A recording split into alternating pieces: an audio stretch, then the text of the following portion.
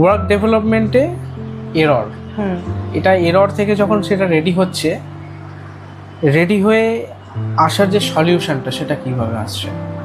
Error তো প্রথমে আগে কাউকে অ্যানালাইজ করতে হবে, সে বিশ্লেষণ করতে হবে যে কেন এররটা আসছে, ডিবাগ করতে হয় কোডটা, যে সেটাকে কিছু ড্রাই মানে মক ডেটা দিয়ে যে কি কেসে মানে কোন কন্ডিশনে এই এররটা এসছে সেটা দেখতে হয়। তারপর সেই কন্ডিশনটা আমরা আর্টিফিশিয়ালি তৈরি করার চেষ্টা করি, যে ইউজার করেছিল যখন তখন এটা হয়েছিল, তাহলে আমি এটা করে দেখি কি হয়।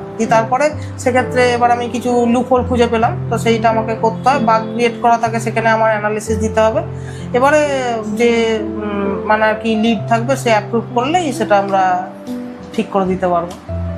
এবারে সেখানে একটা ব্যাপার আছে যে প্রথমে একটা ধাপে ধাপে যায় ডেভেলপমেন্ট এনভায়রনমেন্টে, প্রথমে সেই জিনিসটাকে ঠিক করা হয়, তারপরে সেটা স্ট্রেস এনভায়রনমেন্টে যায়, তারপরে টেস্টিংয়ে কিউএ কোয়ালিটি অ্যানালিস যে সিস্টেম সেখানে যায়, তারপর স্টেজিংয়ে আসে। স্টেজিংয়ে ওই প্রোডাকশন লাইক এনভায়রনমেন্টই হয়, কিন্তু সেখানে আসল তথ্য থাকে না, ডেটাটা যেটা ইউজ হয় সেটা মক ডেটা থাকে, তারপর সেটা যায় প্রোডাকশনে। এই মক ডেটাটা পরে তো ওটা ইরিজ করা হয়? হ্যাঁ, এগুলো রিফ্রেশ করা হয়, ডেটা রিফ্রেশ, যে প্রত্যেকটা প্রোডাকশন থেকে ডেটা স্টেজিংয়ে আসবে, স্টেজিং থেকে ডেটা কিউএতে, তারপরে স্ট্রেসে, তারপরে ডেভেলপমেন্ট এনভায়রনমেন্টে। ডেটা ছাড়া তো টেস্টিং হবে না, কারণ অরিজিনাল সেই ইউজার যখন ইউজ করবে সেই সিনারিওটা